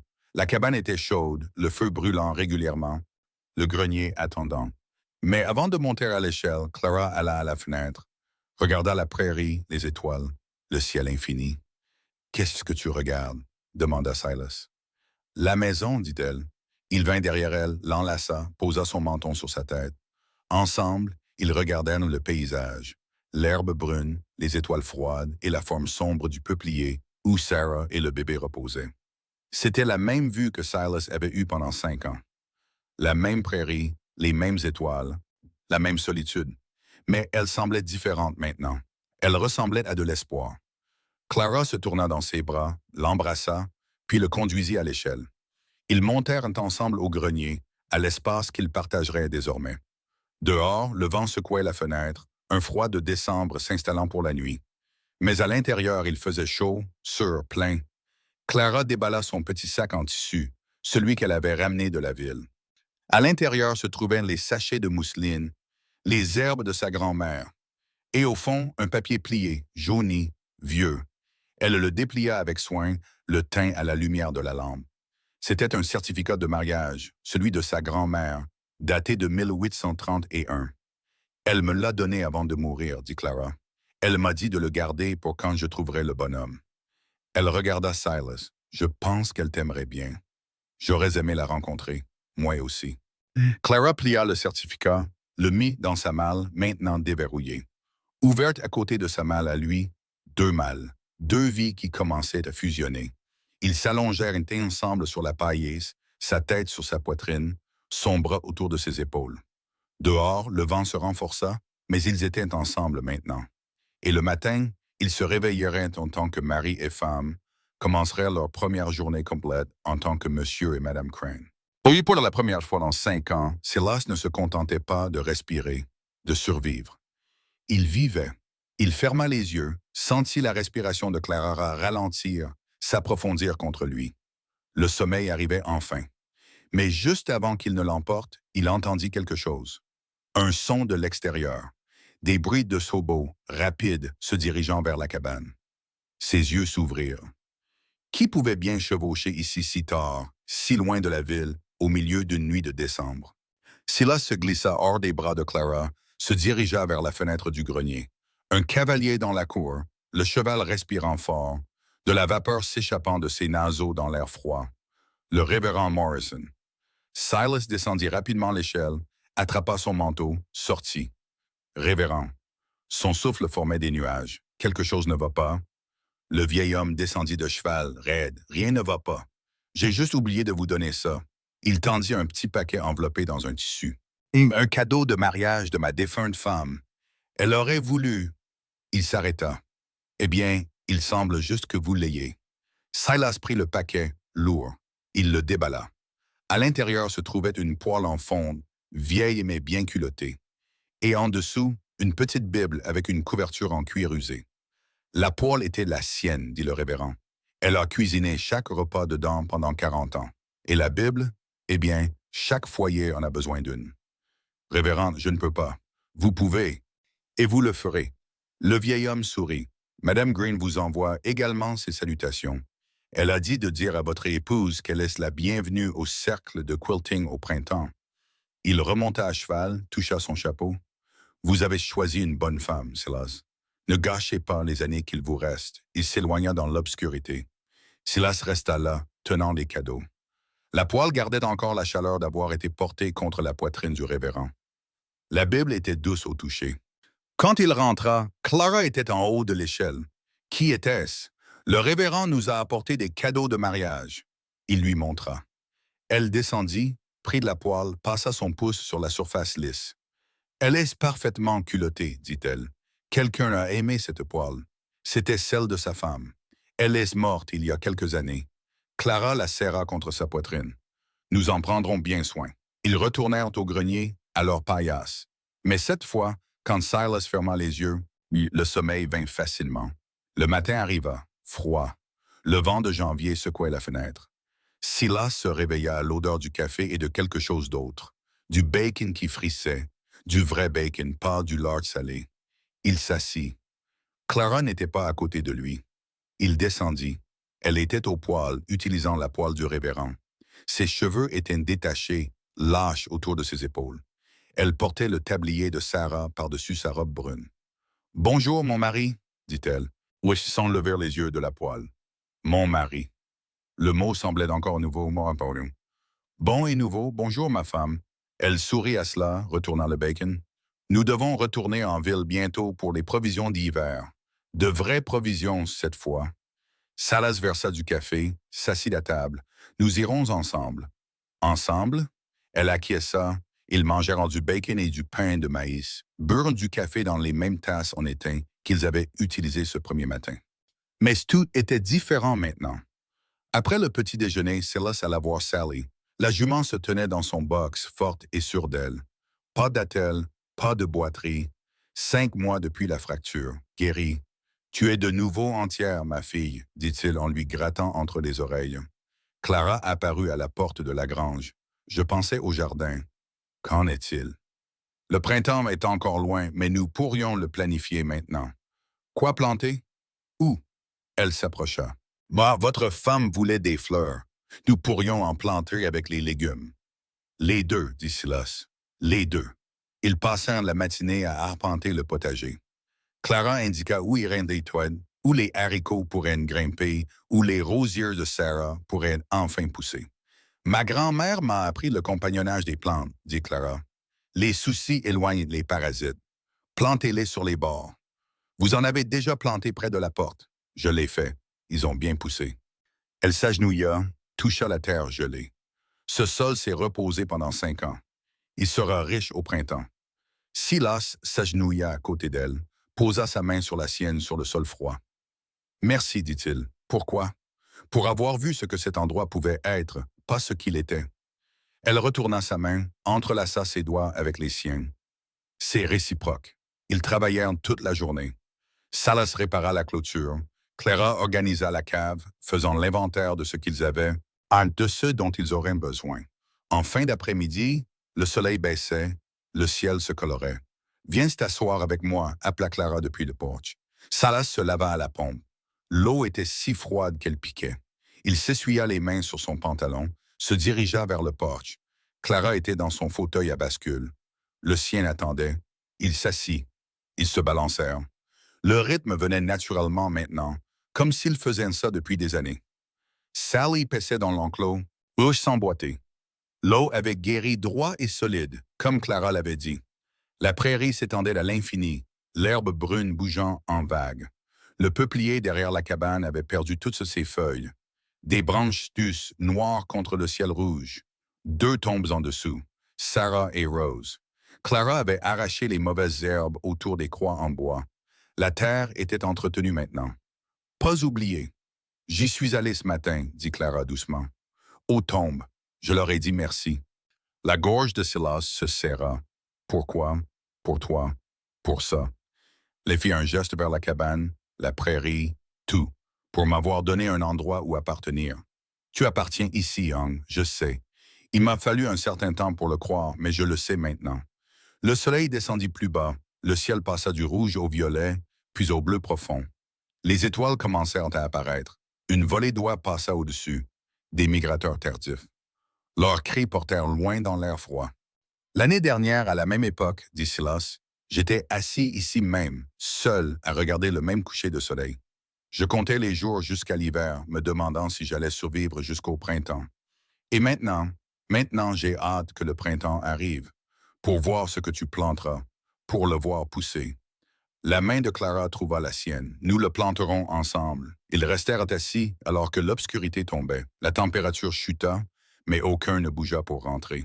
Silas pensa à ce matin d'août, se rendant en ville pour du fil de fer barbelé et du sel, voyant Clara sur cette malle, abandonnée et seule.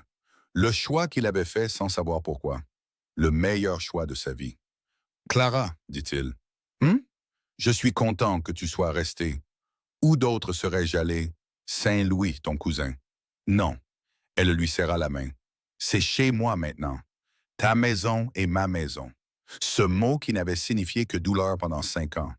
Maintenant, il signifiait tout. Le premier flocon de neige tomba, puis un autre. Gros, paresseux, le début de l'hiver. Ils se levèrent, entrèrent ensemble. Salas attisa le feu pendant que Clara allumait les lampes. La cabane brillait de chaleur contre la nuit froide. Clara déballa le reste de sa malle. Les herbes qu'elle avait utilisées pour sauver Sally, les graines qu'elle avait gardées. La lettre de sa grand-mère, Bocola de son cousin, mais une plus ancienne, jaunie par le temps. Elle en lut des passages à voix haute pendant que Silas taillait du bois près du feu. Le sol le plus dur fait pousser les racines les plus fortes, lut Clara. N'aie pas peur du sol dur, ma fille. C'est là que tu construiras quelque chose qui dure. Silas la regarda, la lumière de la lampe sur son visage, la bague de Sarah à son doigt, sa femme. Ta grand-mère était une femme sage, elle l'était. J'aurais aimé la rencontrer, elle t'aurait bien aimé. Elle aurait dit que tu avais de bonnes mains. Et Silas regarda ses mains, balafrées par le travail, par des années de survie à peine. Mais elles avaient construit une chaise, réparé une clôture, tenu Clara quand elle en avait besoin. De bonnes mains, peut-être. Alors ils montèrent ensemble au grenier, s'allongèrent sur leurs paillasses. Plus deux paillasses, mais une seule maintenant. Les couvertures mélangées, les siennes devenant les leurs. Dehors, le vent se leva. La neige tombait régulièrement maintenant. L'hiver était là. Mais la cabane était chaude. Le garde-manger était plein. Sally était guérie. Et demain, ils se réveilleraient ensemble, commenceraient une autre journée, construiraient un autre morceau de cette vie qu'ils étaient en train de créer. La respiration de Clara ralentit, s'approfondit. Silas resta éveillé un peu plus longtemps, écoutant le vent, la neige contre la fenêtre, le battement de cœur de Clara contre sa poitrine. Il y a 6 mois, il était seul, attendant de mourir. Et faisant les gestes sans but. Maintenant, il avait un but. Il avait Clara. Il avait un avenir qui s'étendait devant lui comme la prairie, infini et plein de possibilités. Il ferma les yeux. Pour la première fois en 5 ans, il n'avait pas peur de demain. Il l'attendait avec impatience. La neige tomba toute la nuit. Au matin, le monde était blanc, propre, nouveau. Silas se réveilla le premier, se glissa hors du lit sans réveiller Clara.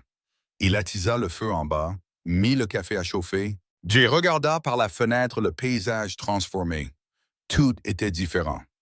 La même prairie, la même cabane, le même ciel, mais transformé, renouvelé par ce qui était tombé dans la nuit. Comme lui, comme cette vie. Le même homme, le même endroit, mais transformé par quoi? Par qui était entré dedans? Clara apparut en haut de l'échelle, les cheveux ébouriffés, les yeux encore lourds de sommeil. « Il a neigé, dit-elle. Première neige de l'hiver. » Elle descendit, se tint à côté de lui à la fenêtre. Il passa son bras autour d'elle. Elle se blottit contre lui. Ils restèrent à regarder le soleil se lever sur la prairie blanche. Une lumière rose et dorée sur la neige fraîche. « C'est magnifique, » murmura Clara. « Oui, je parle de la neige, je parle de toi. » Elle se tourna dans ses bras, l'embrassa. Le café déborda. Ils rirent, nettoyèrent ensemble. C'était ça, le mariage. C'était ça, un foyer. Pas de grands gestes ou de moments parfaits, juste ça. Du café, ou de la neige et des mains qui se trouvent dans la lumière du matin, juste se choisir l'un l'autre. Chaque jour, de toutes les petites manières. Ce soir-là, ils s'assirent de nouveau sur le porche. La neige avait cessé. Le ciel était clair, assez froid pour geler le souffle. 2 fauteuils à bascule se déplaçant en rythme. La prairie blanche et immobile, le peuplier sombre contre les étoiles. Silas regarda Clara, son profil contre la nuit, la paix sur son visage. Elle le regarda, sourit. Pas besoin de mots. Ils se balancèrent, les mains jointes, le cœur plein. La solitude avait disparu, remplacée par ceci, par elle, par eux. Quelque part au loin, un coyote appela. Un autre répondit. Mais il ne semblait plus solitaire. Il sonnait juste comme la prairie, comme la maison, comme l'endroit exact où Silas était censé être. Il y a une quiétude qui s'installe après une histoire comme celle-ci. Pas le genre de quiétude qui exige que nous comprenions tout, mais le genre qui nous laisse simplement nous asseoir avec ce que nous avons ressenti. C'est peut-être le poids de la solitude que nous avons reconnu dans le silence. C'est peut-être la manière tendre dont 2 personnes brisées ont trouvé leur chemin l'une vers l'autre sans que personne ne les sauve. C'est peut-être juste la douleur familière de savoir que la guérison ne s'annonce pas avec des trompettes. Elle arrive dans des chemises raccommodées, des fleurs des prairies et un café partagé à l'aube. Beaucoup d'entre nous ont porté cette lourdeur. Beaucoup d'entre nous ont su ce que c'est que de continuer à respirer quand vivre semblait trop loin. Certains d'entre nous ont attendu des années que quelque chose change, sans savoir que cela viendrait sous la forme d'une autre personne, tout aussi perdue, tout aussi en quête. Peut-être vous êtes-vous assis seul sur un porche, à compter les étoiles, vous demandant si le printemps vaudrait un jour la peine d'attendre. L'histoire n'a pas besoin de se conclure parfaitement. Elle a là le droit de reposer telle qu'elle, non résolue à certains endroits, tendre à d'autres, réelle dans les aspects qui comptent le plus. Nous n'avons pas à comprendre pourquoi certaines personnes se trouvent. Nous avons le droit de laisser les choses être ce qu'elles étaient. 2 personnes se choisissant l'une l'autre, un jour tranquille à la fois. Merci d'être resté. Merci d'avoir écouté jusqu'au bout.